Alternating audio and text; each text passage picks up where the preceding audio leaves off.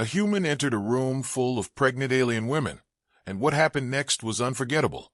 Orion had expected dust, silence, maybe a disappointed echo or two. Not a chamber that shimmered like someone had carved a cathedral out of frozen lightning and then misplaced it on a backwater moon.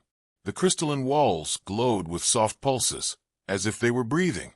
He took one step inside and immediately regretted not updating his will, because dozens of figures whipped their heads toward him at once. Long ears, luminous eyes, and very obvious pregnancies, each belly swirling with light like tiny galaxies learning to spin. It was the kind of sight that made a man rethink his life choices, preferably from behind a locked door. He froze. They froze. A few of the glowing bellies did not freeze, instead swirling brighter, as if excited that the local human wildlife had wandered in. Orion raised his hands in a universal gesture of, "Please don't vaporize me." Though he suspected his expression communicated, "I absolutely don't belong here," with much more accuracy. One of the alien women stepped forward. Tall, elegant, silver-toned skin with faint opalescent patterns that shifted like tides under moonlight. Her long ears tapered into soft curves, quivering slightly as if they picked up every vibration of his wildly unprepared heartbeat. When she spoke, her lips barely moved. The words unfurled in his mind like someone had installed surround sound inside his skull. "You came," she whispered, and the voice sounded both relieved and annoyed, like someone greeting a contractor who finally showed up 3 months late. "I didn't mean to," Orion said, because what else was he supposed to say to a telepathic pregnant alien supermodel in a glowing room? "My navigation drone malfunctioned. It also insulted me on the way down, so that thing's getting recycled." A ripple of soft amusement moved through the chamber. It wasn't laughter, not exactly, but something warmer, like a shared mental chuckle. One of the women placed a hand on her stomach, and the nebula swirling inside her flickered as if the unborn child was laughing too. Great, he thought. Even the fetuses have opinions. The silver-skinned woman came closer. "I am Serai," she said inside his head. "We knew you would come, though we expected someone taller. Well, my parents expected someone more responsible, so it seems everyone here is disappointed." He tried to smile, but wasn't sure his face cooperated. Serai lifted a hand, hesitated, then touched his forehead lightly with her fingertips. A warm current surged through him, not painful, just startling, like sticking your finger into a cosmic power socket that politely asks how your day is going. The room brightened. The unborn lights in the women's bellies pulsed in rhythm with his pulse, which did not help his desire to run. "You feel it," Serai murmured. "I feel something," he admitted. "If that's my soul leaving my body, please tell it to wait 5 minutes." Another psychic ripple of amusement. Someone in the back muttered mentally about humans being dramatic. Orion's ears reddened. Serai's eyes softened. "You are the one who can save us." He blinked. "Hard. Me? Are you sure you didn't mean someone else? There's another ship landing in about 3 decades. He might be great." Serai shook her head. "We have followed your path for years." "And yet," he said, "here we are." She gestured around the chamber. Crystalline structures rose like towering spires, humming with faint energy. In the center, a cluster of floating prisms shifted as if responding to Serai's presence. "Our starlings are weakening. Their light dims. Only a human can stabilize them." Orion scratched the back of his neck. "Why? Humans can't stabilize anything. We barely keep coffee machines functioning." "You carry a resonance unlike any other species," she said. "A flaw that adapts. A pattern of chaos that becomes harmony." "That sounds poetic," he said, "but also like something you say to someone right before giving them terrible news." Serai stepped closer. "We do not seek to burden you, but we have no time left." Her hand trembled, and for a moment she looked less like a mystical alien oracle and more like someone terrified of losing everything. Something in Orion shifted. Maybe sympathy, maybe stupidity. Frequently the same thing in his experience. He exhaled. "Okay, I'll try." Emphasis on try. "Lower your expectations by all of them." The chamber brightened again, hopeful, humming with quiet relief. A woman near the entrance suddenly demanded waffles telepathically, startling Orion so badly he almost tripped over a transparent egg pod. Serai caught his arm, steadying him. "Welcome, Orion," she said softly. "Your arrival marks the turning of fate." "Right," he muttered. "Fate turns. Humans stumble. Pregnant alien ladies glow. Totally normal day." But as he looked around the chamber, at the luminous unborn lives swirling like infant stars, at the long-eared women watching him with hope instead of fear, he felt something unfamiliar. A pull. A recognition. As if some hidden part of him had finally walked into the right room. And no matter how unqualified he was already too deep to leave now. Orion sat cross-legged on a crystalline platform that hummed like an overworked refrigerator. Serai circled him with the patient intensity of someone preparing a student for an exam he definitely had not studied for. Around them, the pregnant alien women settled into resting alcoves, their glowing bellies pulsing gently like lanterns rocked by a distant tide. Orion tried not to stare at the swirling lights inside them. Every time he did, he felt a strange tug in his mind, as if tiny galaxies were waving at him. "Focus on your breath," Serai said in his head. "I am focusing," he insisted. "I'm just focusing badly." "Then try focusing well." "Excellent advice," he muttered. "Truly groundbreaking." Serai tapped his forehead again, sending a spark of warm resonance through him. It felt like being nudged by a friendly sunbeam. A prism overhead brightened, responding to their connection, only to flicker violently when Orion's concentration wavered. The whole chamber shuddered, and one of the women shouted mentally about structural safety, which Orion felt was a fair concern. Serai sighed. "You must let the resonance flow through you. Stop resisting." "I'm not resisting. This is simply how humans resonate, with fear and mild nausea." Another ripple of amusement rolled across the chamber. A woman near the corner laughed, so hard her unborn starling glowed, like a supernova for a moment, startling Orion into breaking the fragile psychic link altogether. The prisms above clanged like offended wind chimes. Serai pinched the bridge of her nose. "Again." "Yes, teacher," Orion said. "Though for the record, in human culture, this is where the montage music starts." She ignored him, placing her hands on either side of his head. The warmth returned, stronger this time, weaving between his thoughts like threads of living light. He felt her guiding him gently, shaping the chaotic noise of his mind into something that resembled rhythm. The room's hum softened. The prisms steadied. Even Orion's heartbeat slowed to something less like a panicked jackrabbit. "There," Serai whispered into his mind. "Hold it." Orion held it for approximately 7 seconds. At second 8, his nose began to itch. Not in a normal way.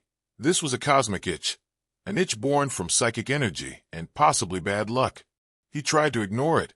The itch intensified. The prisms trembled. One of the alien women gasped as her belly flickered. "I have to scratch," Orion warned. "Do not scratch," Serai said. "I must scratch." "You cannot. I'm going to explode." Serai's voice sharpened. "Orion." He scratched. A shock wave of psychic feedback blasted upward, slamming into the prisms like a clumsy celestial sneeze. Light strobed. The floor vibrated.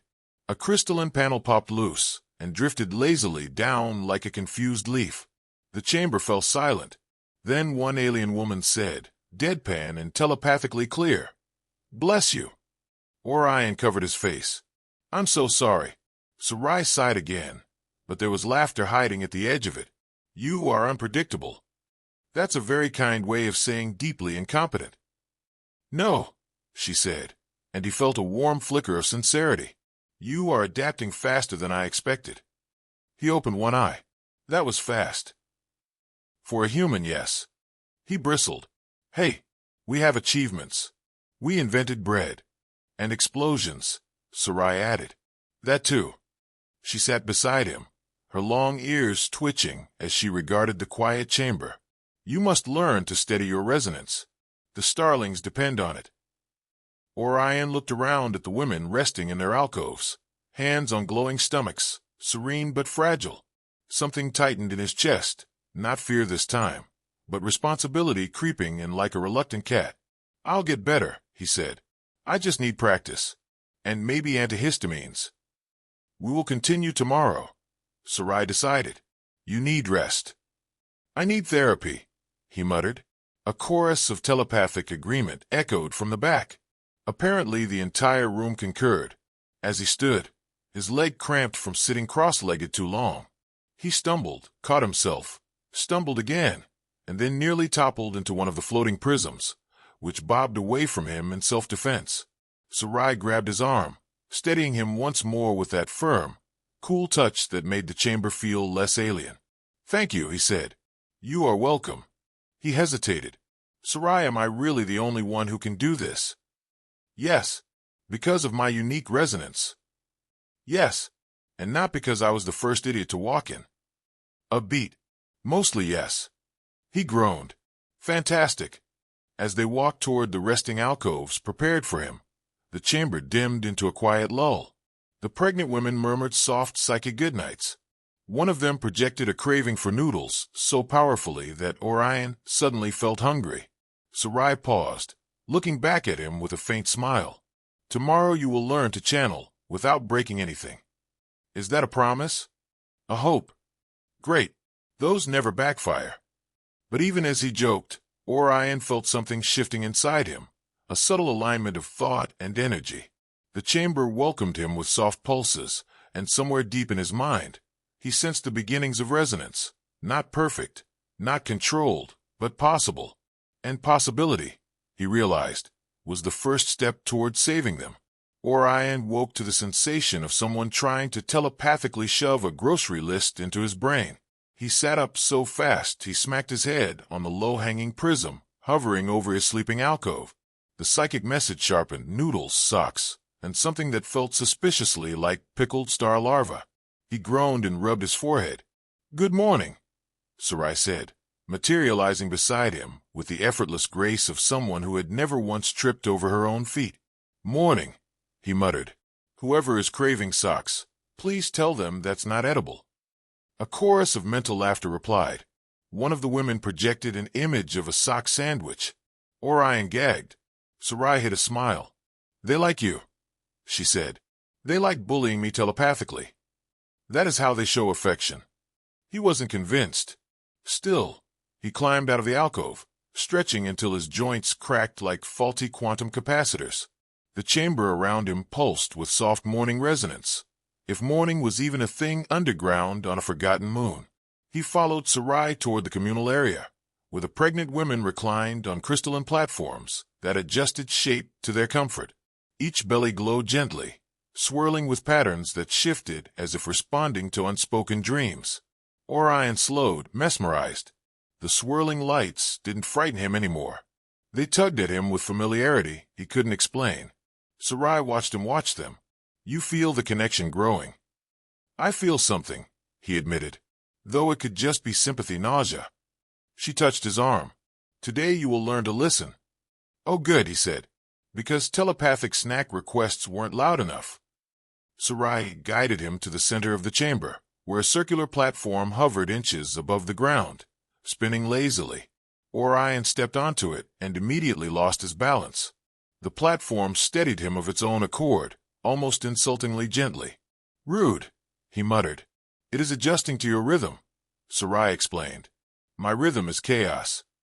Yes, that wasn't a compliment. It was an observation. The women settled around the circle, forming a ring of glowing, expectant light. Their starlings pulsed in sync, forming a low hum that vibrated through Orion's bones. His skin tingled. His thoughts buzzed. He swore even his spleen hummed. Serai placed her hands on his temples. "Do not project. Do not push. Today you receive." Her voice softened. "Open your mind. That's usually the last thing you tell someone before something terrible happens." "Open." "Fine, fine." He inhaled, exhaled, tried not to think about exploding. The first wave of resonance hit him like warm water, gentle, soothing. Soft whispers filled his mind. Not words. Emotions. Hopes. Fears. Cravings. Someone desperately wanted citrus. Someone else wanted reassurance. Someone in the back was worried her starling would develop her partner's terrible sense of direction. Orion snorted. The chamber flickered. "Hold the connection," Serai warned. He steadied himself. The flow intensified. He felt dozens of lives, tiny, luminous, full of potential, reaching toward him with a curiosity that left him breathless. Their light was faint, fragile, and unbelievably trusting.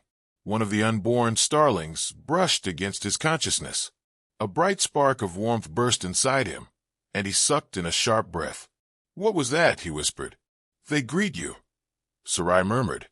"They feel like stars learning how to smile." Yes. The emotion expanded, filling him with an ache that was both joyous and terrifying. He felt the lattice that bound them all, fractured, unstable, faltering like a failing circuit. He felt the weight of their fear. And he felt something else too, the lingering shadow of a presence pressing against the outer edges of the chamber, hunting the light, feeding on it. He shivered. "Serai, something's out there." She nodded grimly.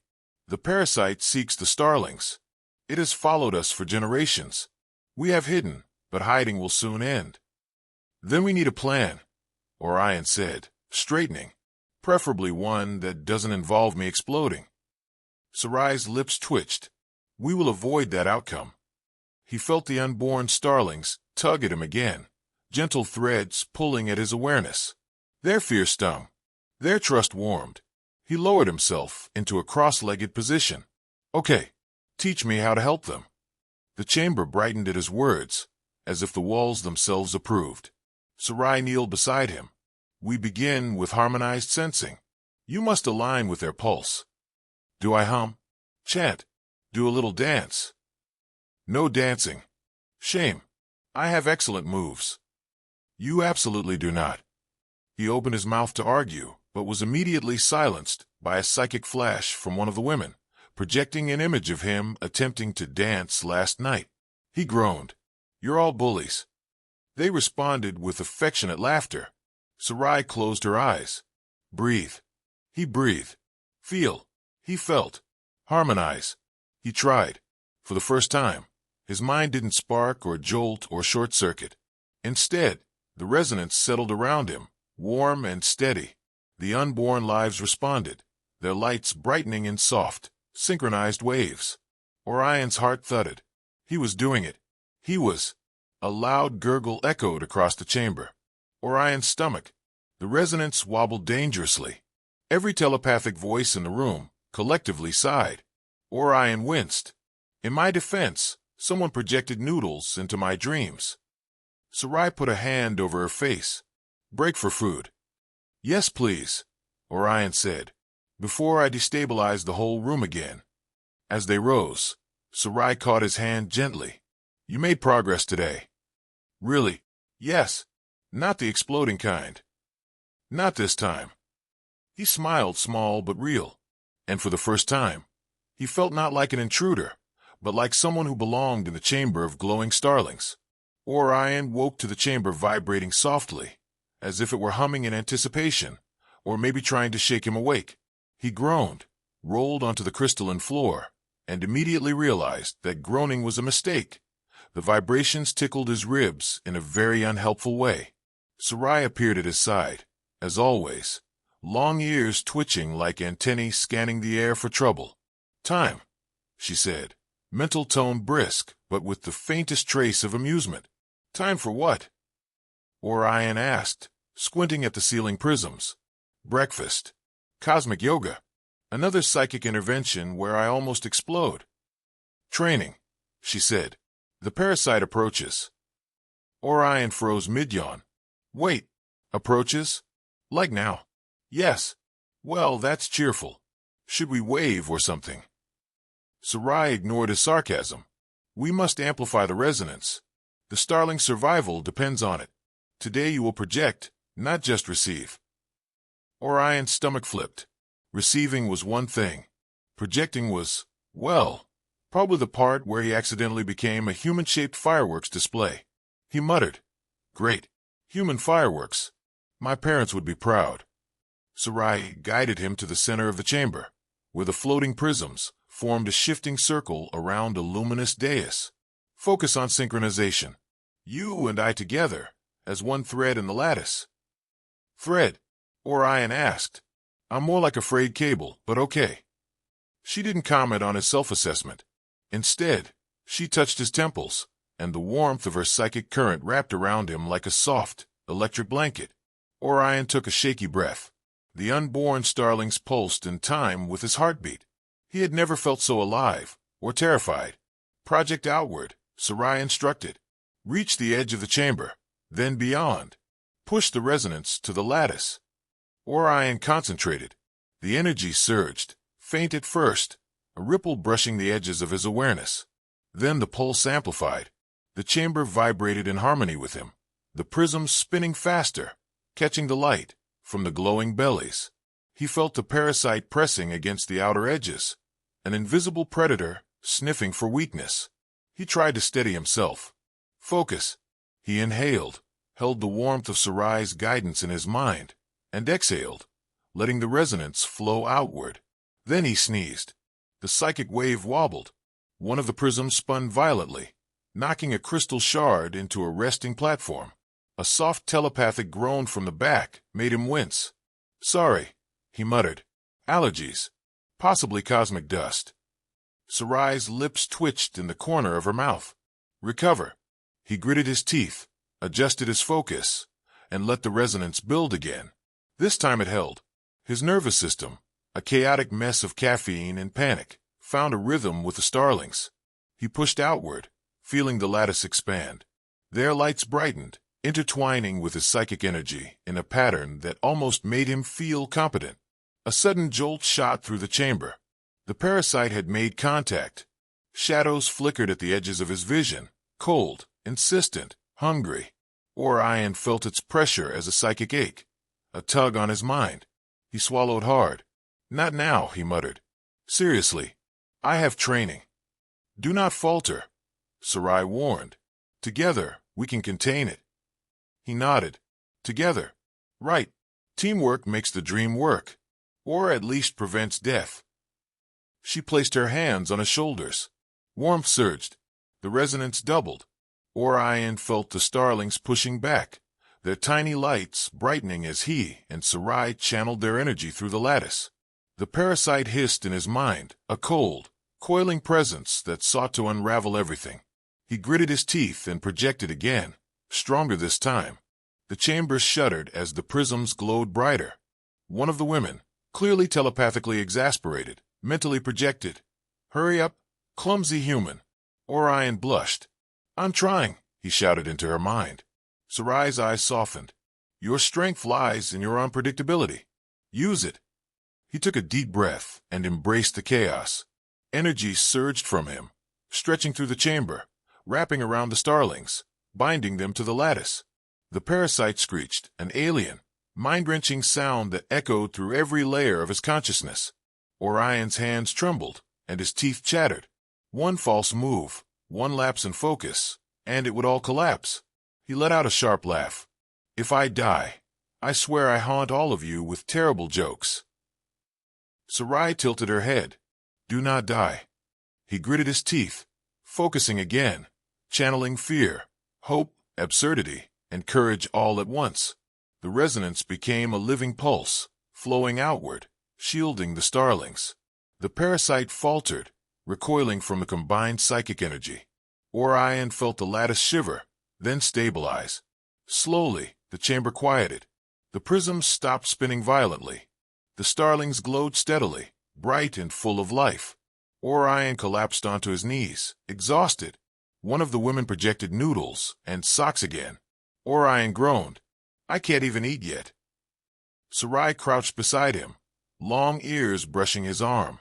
You have succeeded today. He wiped sweat from his forehead. By succeeded, you mean didn't explode? Yes, she said, her voice carrying warmth and faint amusement. Orion gave a weak thumbs up. So far, so human. Serai smiled. Tomorrow we will push further. But tonight rest.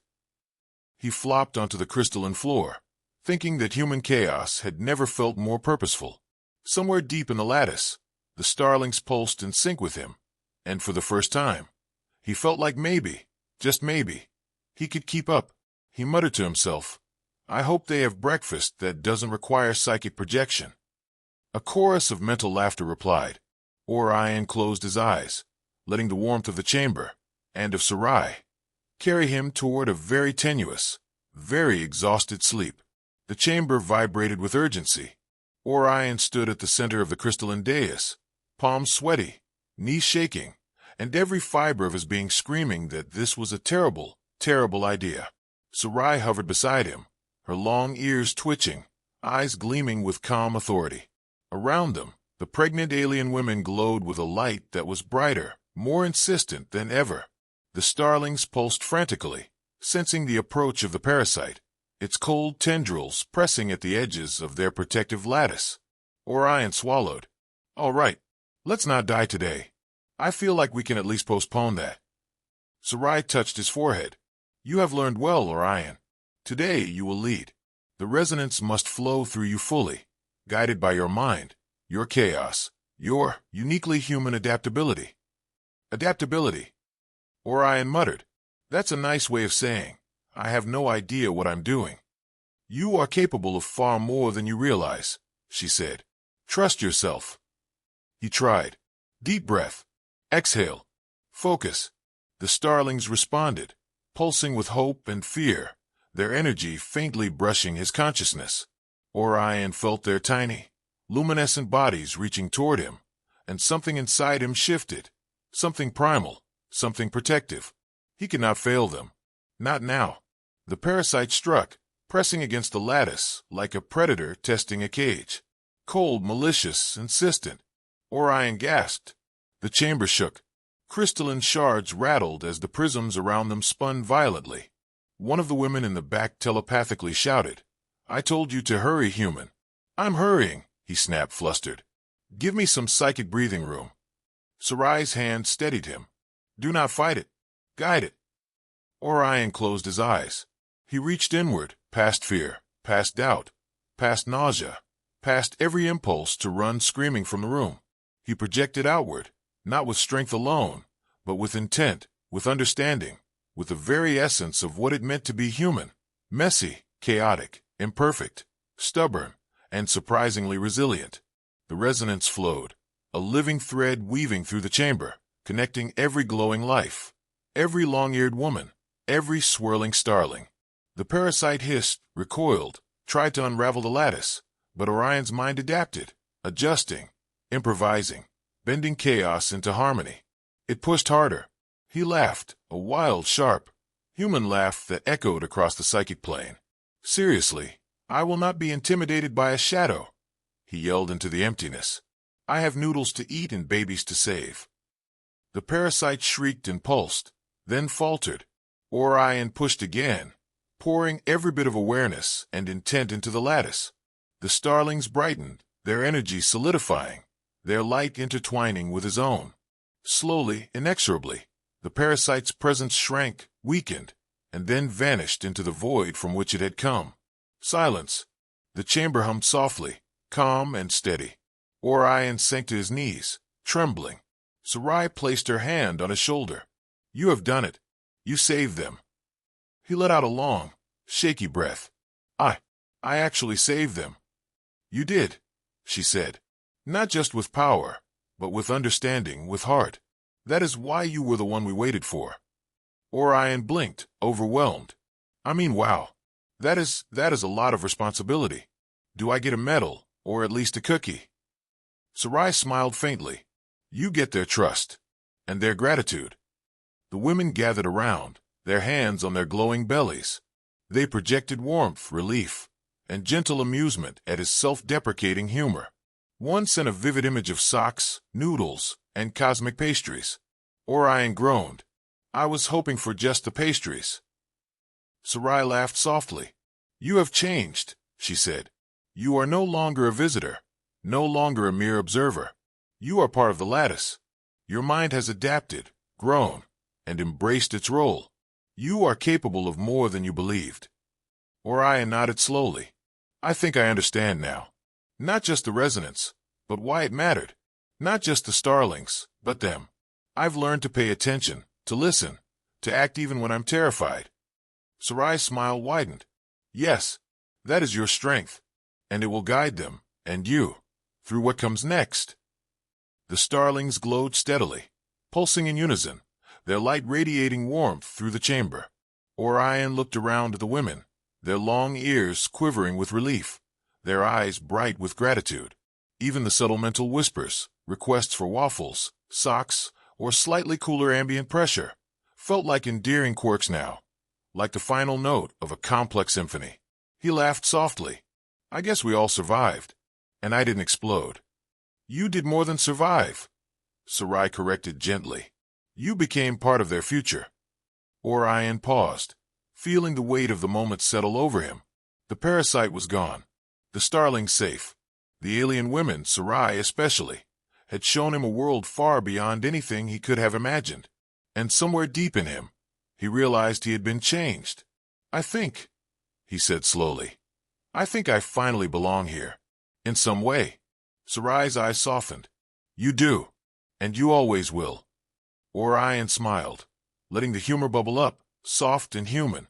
All right then. So what now? Breakfast? Cosmic sightseeing? Or do we just sit here, glowing, and contemplate our awesomeness? The women laughed, a gentle, telepathic chorus.